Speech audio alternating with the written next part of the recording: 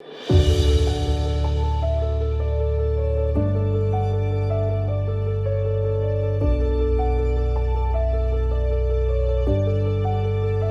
je nama treća sezona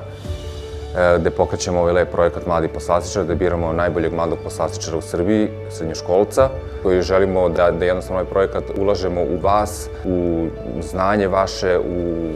smislu da možete da napredujete u životu, da stičete što više znanja, što više iskustava.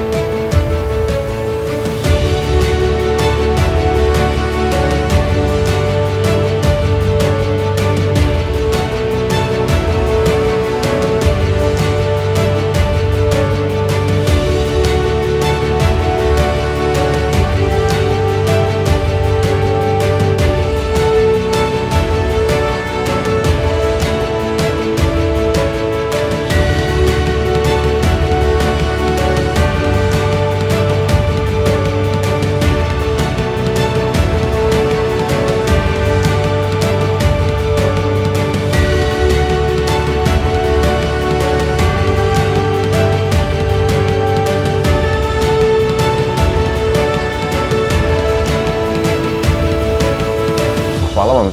još jednom na učešću u ovom našem projektu Mladi poslastičar, što ste se odvažili i skupili hrabrosti i snage da učestvujete u svemu ovome.